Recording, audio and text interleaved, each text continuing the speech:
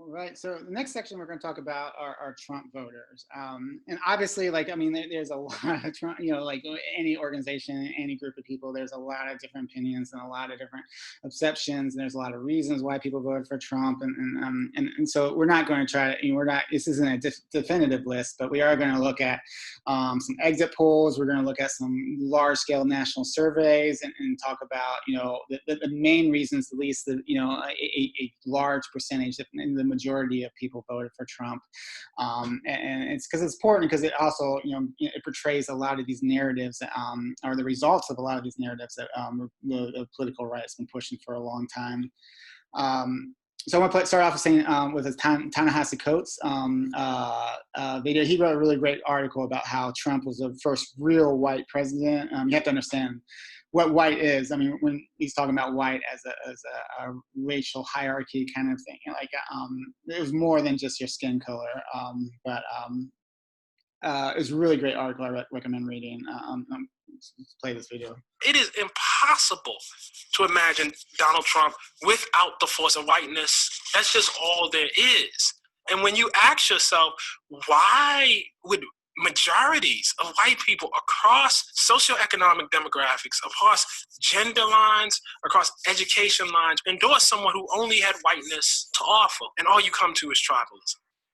That's all that's left. The theory was that there was this white working class, in the middle of the country that was being ignored, and Trump was their cry of protest.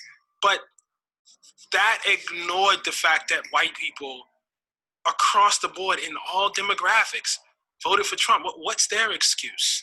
One might call the white working class Donald Trump's base. One of those adjectives is doing more work than the other.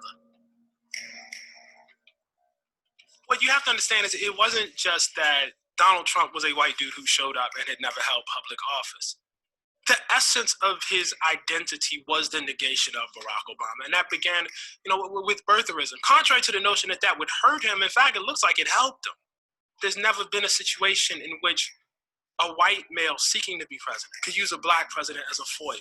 Never has there been a president that allows you to say, I'm not a nigger. All presidents before Barack Obama, every single one was a white man. What separates Donald Trump is also all of these white men had made their mark somehow in the public sphere. Donald Trump is distinguished for being a white male who ran on whiteness as his sole attribute. It's very hard to accept that the majority of white people would do something like this. It's hard. And for white reasons, by which I mean for reasons of power. Not for blonde-haired reasons or for blue-eyed reasons, but for reasons of just pure power. It's tough to take.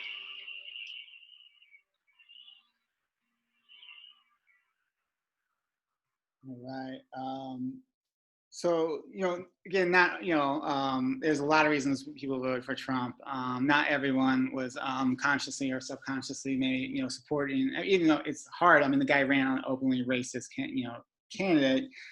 So yes, you can have people maybe were confused or maybe people that thought other issues were more important than race. There's a lot of varieties, but I think it really sums up, these two quotes really sum up that as well. It says, not all Trump supporters are overtly racist or ableist or misogynist, but every one of them decided hating people with brown skin disabilities or women wasn't a deal breaker. Own that decision. And then, oh man, sorry, I forget this guy's name. He wrote, he's a correspondent from the Daily Show and had his own show. Oh, it's killing me. But anyway, so he wrote, you personally may not be a racist, sexist, or xenophobe, but that comes with the package. So if you take that deal, what you're telling me is, hey man, I don't hate you, I just don't care about you. So this idea that yes, maybe you don't consider yourself a racist, but you just voted for someone that ran on an openly racist platform, tending to do so much harm to people of color. Majority of the policies that he initiated, from the zero, child separation policies, Muslim bans, all that stuff was, he promised to do that stuff. So it's not like it shouldn't be a shock to anyone. And then you look at, the breakdown of the voter elections. We see, unfortunately, like every election, you see the vast majority of people registered to vote didn't vote. But then you see, Clinton, actually, won, 3 million more votes, but didn't lost the electoral college, which we talked about in the last class. How that electoral college was basically created to give more, power and influence to slave states, in the birth of this country. But then mainly because of the Three-Fifths Compromise, where black people were enslaved, but they couldn't vote, but they white people could, the enslavers could still use their bodies to give them extra representation for, the House seats and for electing the president. Like Thomas Jefferson would not have been elected without that Three-Fifths Compromise that came to electoral colleges, and so even to this day, that we still see, advantage, with certain states that have, don't have a lot of population, but have a whole lot of voting power. So and we also see that the majority of the people that voted for Trump were white. Where 70% of the voting population is white, and Trump got 58% of that. In fact, the Republican Party has gotten the majority of white voters since Lyndon Johnson passed the 1964 Civil Rights Act. So that was the time a majority of white people went to the Republican Party to start supporting a party that opposed civil rights and desegregation. And we have 12% of black votes, and 11% of Latino, voters are Latinx and Asian, and you see the vast majority of them voted for Clinton. So in 2012, 88% of GOP voters were white, and 98% of state voters. So even on the state level, it's like almost completely white, which means there's there may be people voting for non-white people, or there may be people voting Democrat on a state level, but still voting for Trump on the national level, or Republican president. And we look at 2016 exit polls. So the biggest narrative that we sold is that it was a bunch of poor white people that were being overlooked in what we call flyover country, or in the inner parts of the country that no one cares about. And that's probably true. I mean, there's a lot of places where people are underrepresented and are not getting the needs that they need. And so I'm not denying that narrative, but it's pretty clear that that's not the major reason why people voted Trump. And that, based on the exit polls, the biggest reasons they voted for Trump was immigration and terrorism. And Trump ran on the platform that basically said we were being overrun by rapists and drug dealing immigrants from the South, and then Muslim terrorists were invading our country. And that was the dog whistles that he used. He used explicit racism about that. And then you can just see, and the political right ran with that, the right-wing media ran with that, the religious right ran with those narratives, and you can see that's the major reason why people voted for Trump.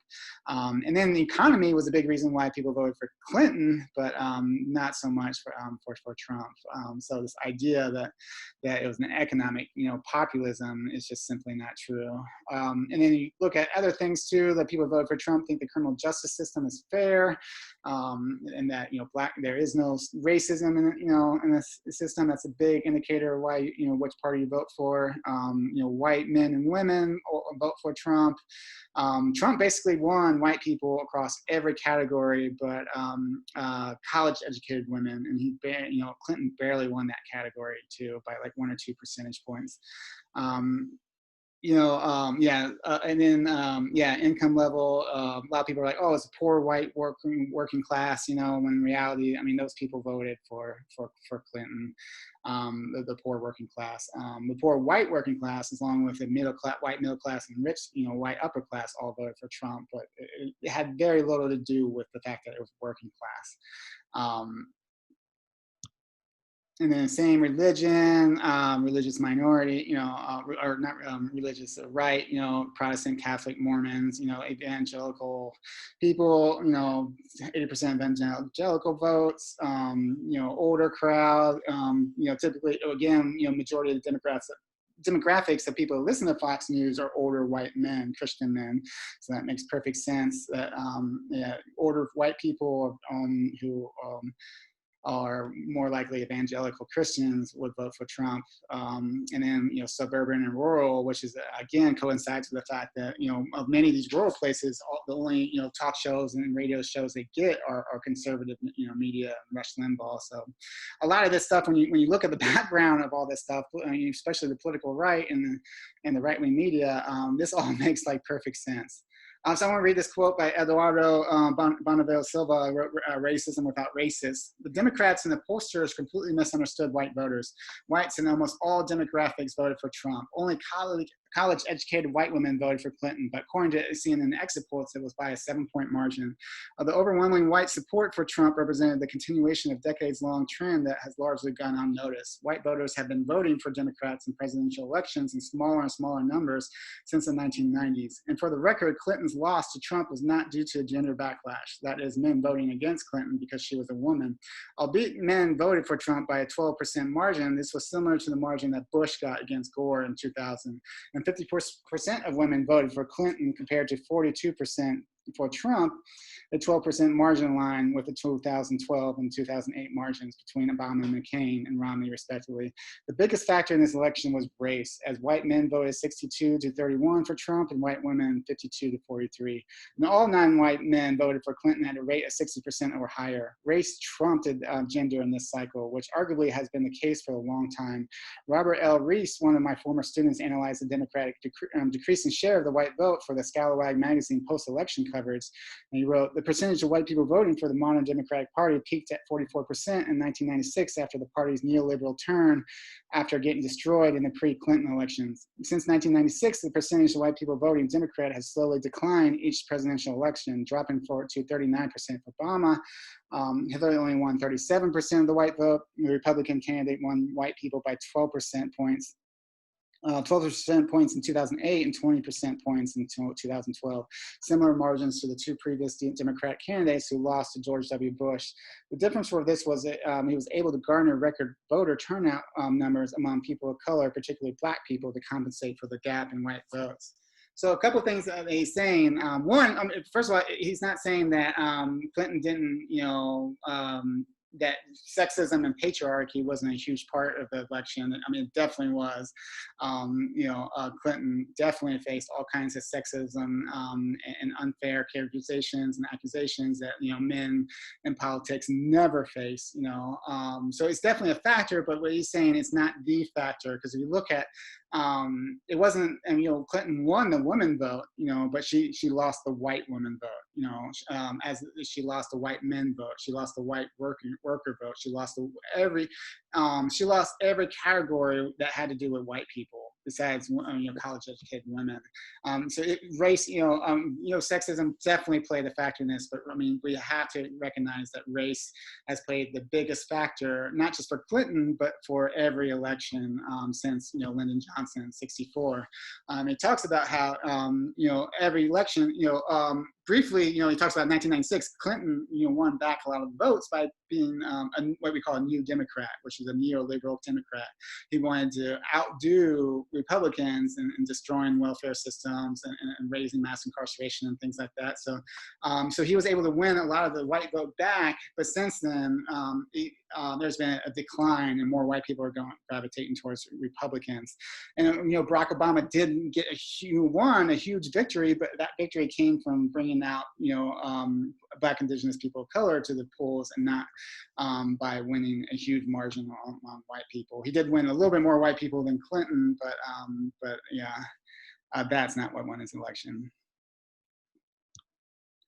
So there's this myth of economic populism, like you're saying, that was being sold. And this is not a new myth. This is something that's constantly being sold whenever there's an openly racist candidate. For example, David Duke, he was a former KKK Grand Wizard. He almost won a Louisiana senator election in 1990, winning 43% of the vote. And the media immediately was like, oh, this isn't about race. This is about economic suffering.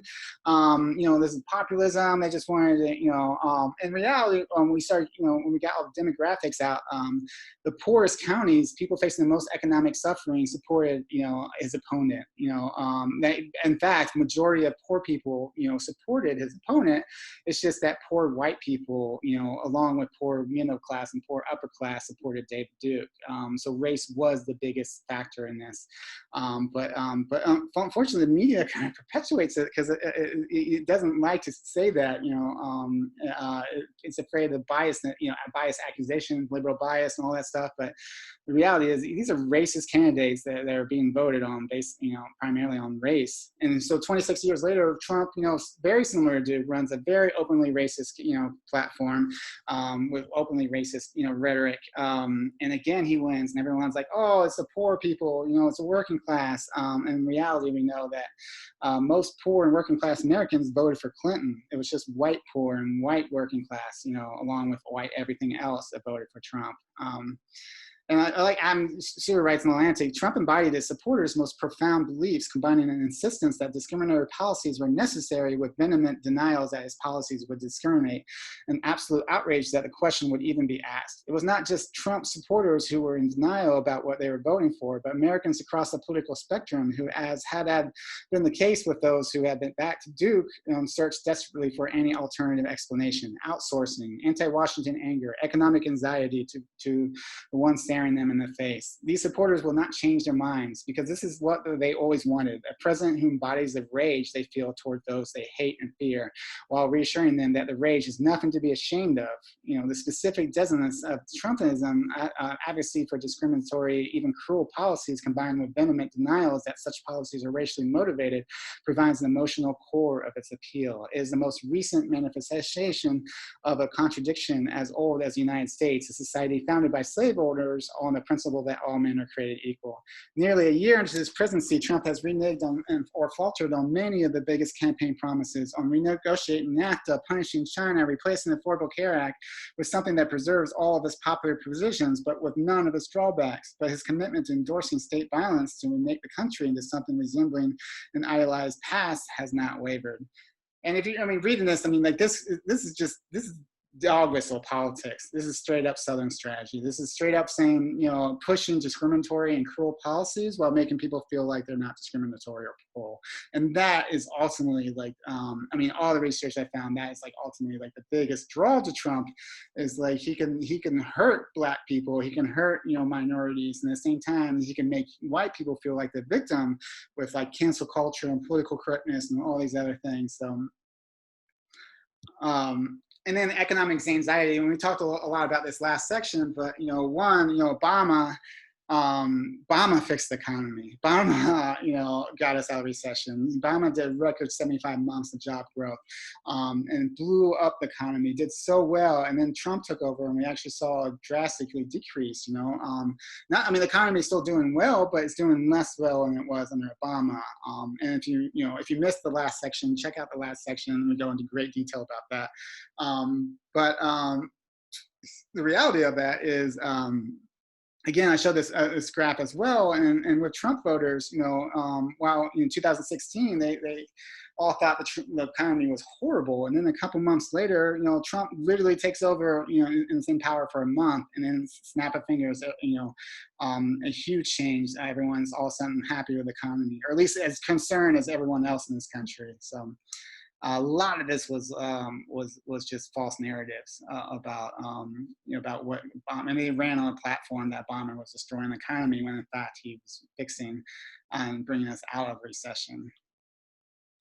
So there's been a lot of studies since then that, about what was the main drive, and this big one, the National Academy of Science did this study, and they found through, polling thousands of Trump voters that there's three big themes of why they voted for Trump. One was growing minorities threaten dominant status groups. So the dominant status of white male and Christian was being threatened by this growing, by growing minorities and by, changing demographics. Two, they believe high status groups like white men Christians were discriminated against. So they felt like white people were being discriminated against, Christians were being discriminated against. And three, they had a fear of losing the American way of life to foreign influence.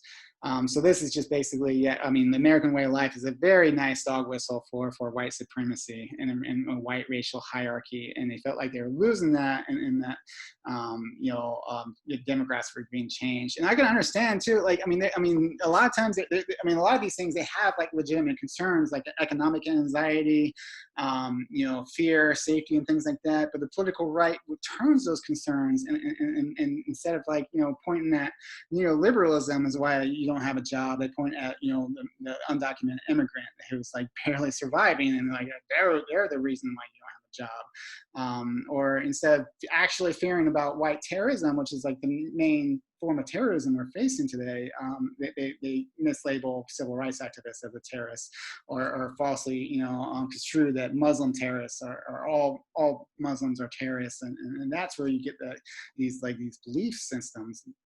So I'm gonna read this from Penn State political activist Dana Mutz. Instead of economic concerns, it was more about dominant groups that felt threatened by the change in a candidate who took advantage of the trend.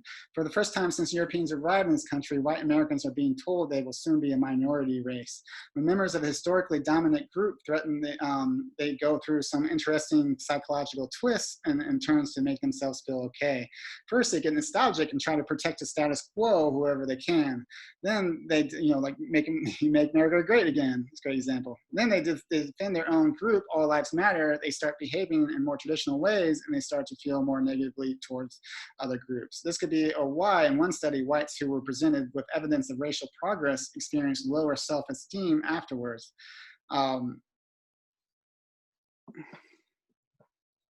In another study, reminding whites who were high in ethnic identification that non-white groups will soon outnumber them, revved up their support for Trump, their desire for anti-immigrant policies, and their opposition to political correctness.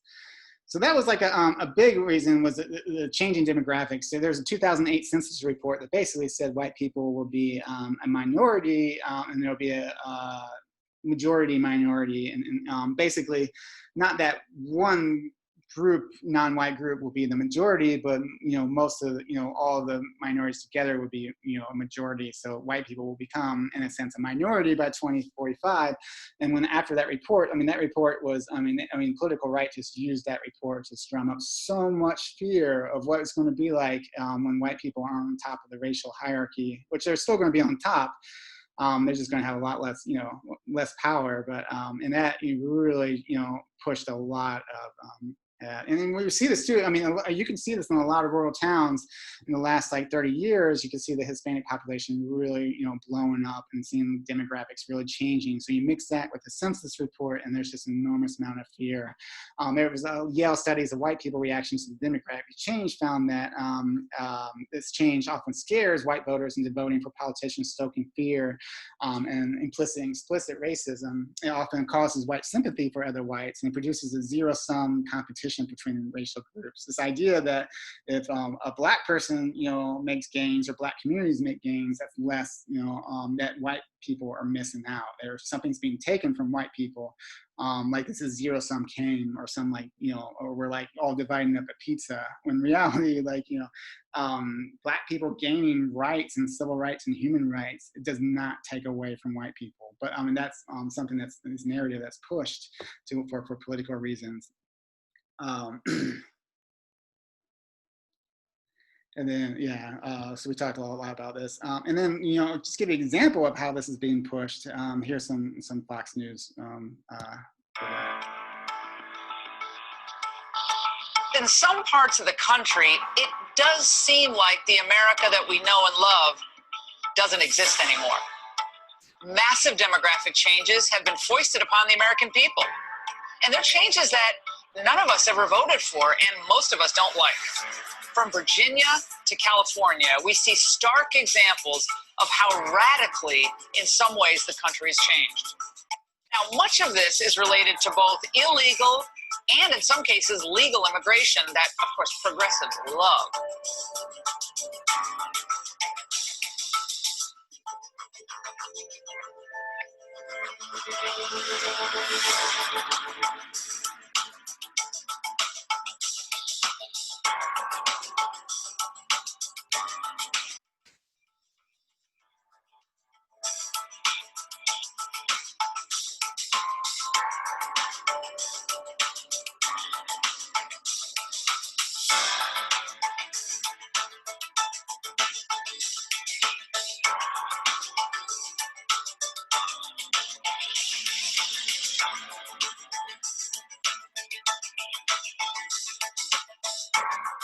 In the year 2000, Hazleton was less than 2% Hispanic. Today, thanks to mass immigration, Hazleton is majority Hispanic.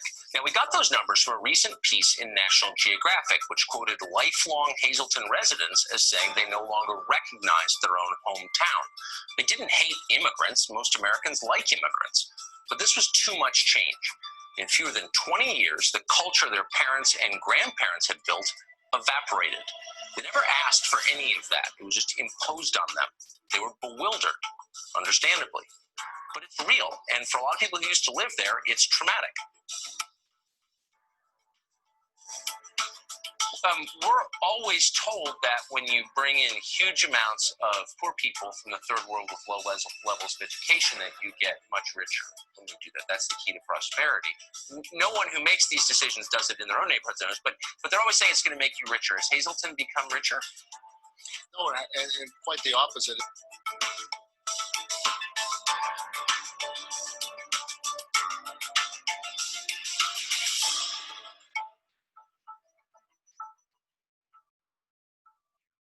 All right. So, like I said, we're gonna have a whole presentation on anti-immigration rhetoric. This is just like this is covered. It gets so much more awful and scary. But I mean, these fears are being driven by the political right now for political points, and there's been pretty horrific consequences to these fears. And then just some more studies. I mean, I don't need to go through all of them, but they're already saying, majority of Republicans approve the way the president handles race. Obviously, shouldn't be a shocker.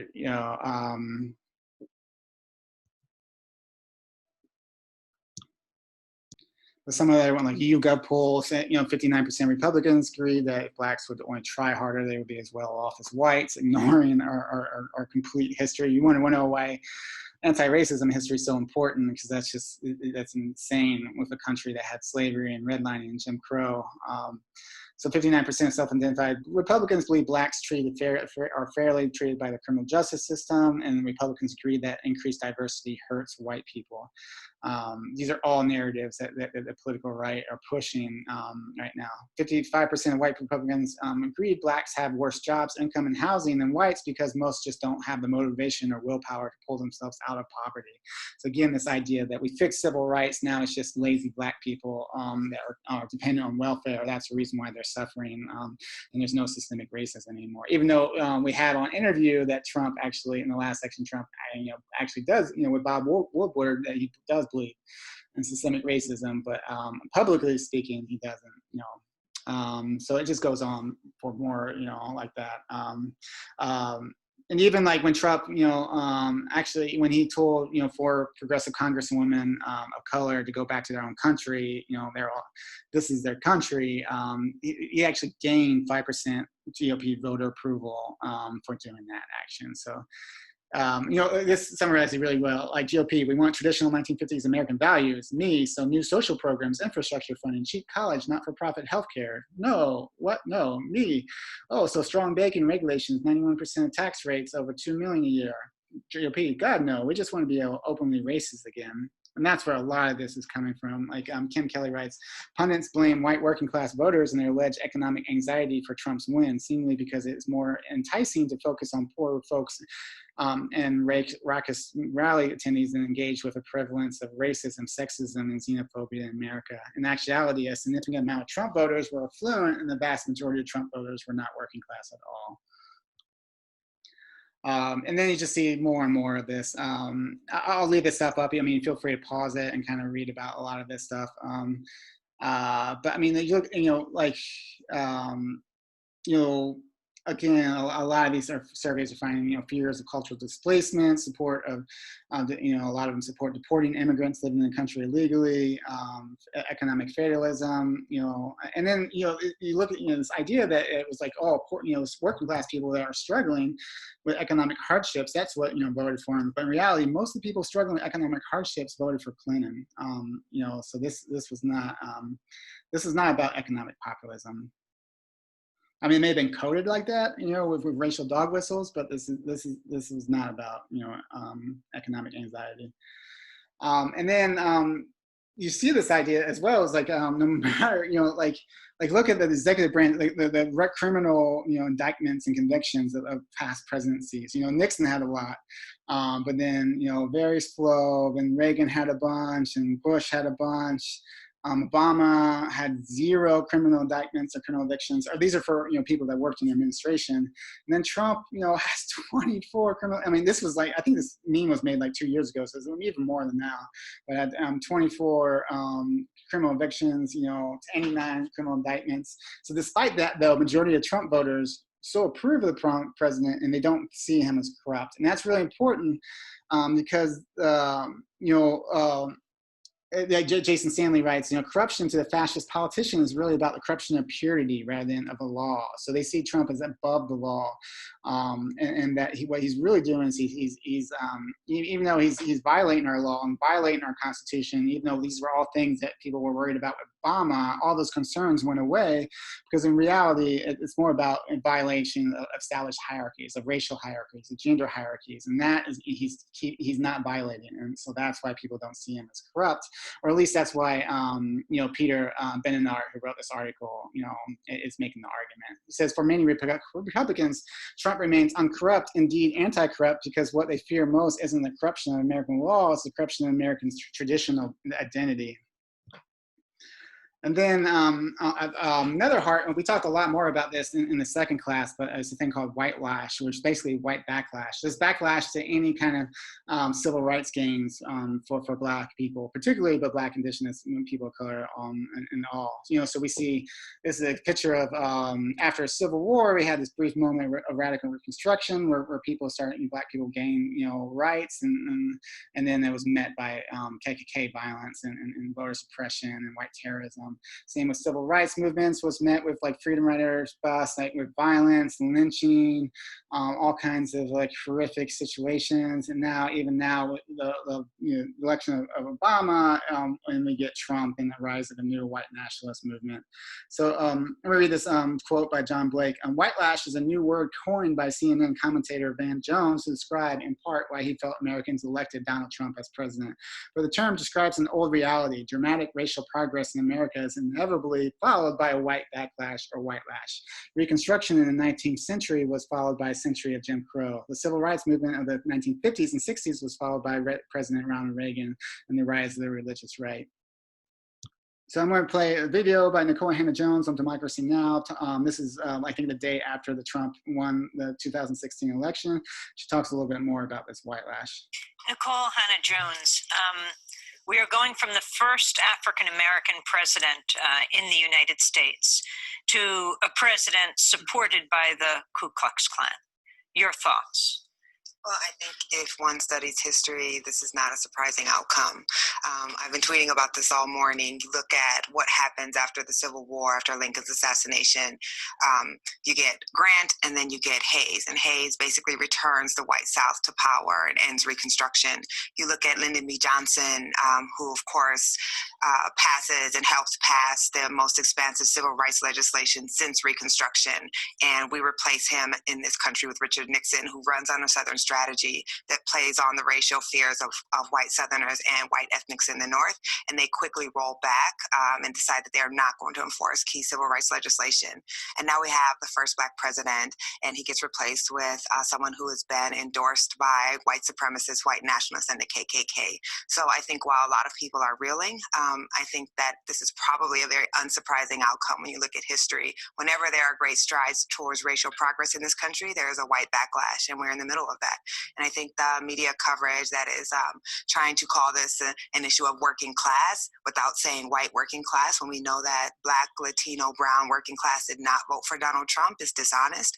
I think also that we know that, at least from preliminary results, Trump won across the board with white voters, with educated white Americans, middle-class white Americans, that it was not just white folks who didn't know any better. So I think there's a lot of soul-searching that needs to be done. But I also think that this election is very American. What do you mean American? Like I just said, if you look at history, this is unsurprising. This has been a country that has never been comfortable with racial progress for ethnic and religious minorities, and still is not so. All right. So the last slide of this section, I just want to read this. It's a little bit long quote. It's actually most of the article, but it's just such a fantastic, powerful article that was written by Zach Beauchamp. This is a true story. He writes about the way some Trump voters are feeling in I think, Florida. I'm just going to read this. For some reason, there's something at the top of the Zoom thing, so I can't actually read the top parts, but it says on Monday, the New York Times, sorry, a small political conservative town that depends on Marina, Florida, a small political conservative town that depends on jobs from a federal prison and thus have been deeply hurt by the government shutdown. In the piece, Marina residents grapple with the fact that President Donald Trump, who most residents support, is playing a role in the pain created by lost wages. Most Marina residents support Trump's border wall, his key demand in the shutdown fight, and don't blame him for the fight. But Crystal Minton, a secretary at the prison who is also a single mother caring for disabled parents, had a somewhat different reaction, one that reveals an essential truth about the core Trump's political appeal. I voted for him, and he's the one who's doing this, Minton told Mazzy. I thought he was going to do good things. He's not hurting the people he needs to be hurting. So just repeat this. He's not hurting the people he needs to be hurting. Think about that line for a second. Roll it over in your head. In essence, Minton is declaring that one aim of the Trump administration is to hurt people, the right people. Making America great again, in her mind, involves inflicting pain. This is not an accident. Trump's political victory and continuing appeal depends on a brand of politics that marginalizes targets groups disliked by his supporters. Trump supporters don't so much love the Republican Party as they hate Democrats. A phenomenon political scientists called negative partisanship. They like Trump not because he sells them on the GOP, but because they believe he'll stick it to the Democrats harder than anyone else. The president's particular brand of identity politics, the racist attacks on the blacks and Latinos, the Muslim ban, his cruel treatment of women, similarly depends on negative rather than positive appeals. Antoine Banks, a political psychologist at the University of Maryland, wrote a book on the connections between anger as an emotion in racial politics. When politicians gin up anger, an emotion that necessarily has a negative target, voters tend to think about the world in more racial and racist terms. Trump makes his voters angry. He centers that anger on hated targets, and that makes them want to take his side. This is what makes Trumpism work. This is the dark heart of our political movement. Even people who are tremendously vulnerable themselves, like Crystal Minton, support Trump because of his capacity to inflict pain on others they detest. The cruelty, as Atlantic's Adam Server says, is the point. And then it's another comic that I think kind of doubles down on it. It says, I'm voting for Trump because he's a skilled communicator or a selfless humanitarian, or I'm voting for him because he hates the same people I do. And that's a main strategy of the political right, is to get you to not only hate, but also fear, people below the white racial hierarchy, to feel, marginalized groups, to fear and hate, to blame Black people for the economy, saying that they're taking everything and not working, dependent on all these programs, and leeching off of society, and then Muslims are terrorists, and immigrants are invading this country, and they're drug dealers and rapists, and liberals are communists that are basically taking your hard-earned money and giving it away to people that are dependent on government and checks now, and you create all these myths, and reality is like none of this is true. The real problem is a lot of it's neoliberalism. It's like all these we can go on for a while on the real problem, but but this is a distraction from the real problem. This is, scapegoating, the most marginalized people. I mean, he literally scapegoats refugees. Like, refugees are suddenly taking things away from white, people, and are threatening their security. So the idea is that it's not just Trump. They've been doing this since the 50s, and even before that, they've been doing it just as a different, as the Democrats, since the end of the Civil War, and even before that, since the 1400s, to justify slavery. So all this stuff is to make people, fear and hate the xenophobic, other, and then in turn you vote for the person that's going to hurt them the most. And that's really what it was about. It's not that Trump was going to bring, prosperity. It was that he was going to hurt the people that they were being told was hurting them. So I'm just going to end this chapter on this section, because I think it's a great way. And like I said, not every Trump voter is the same. They all have their own personal reasons, but the things that we talked about in this section, encompass a lot of Trump voters and a lot of Republican voters in general as well. So.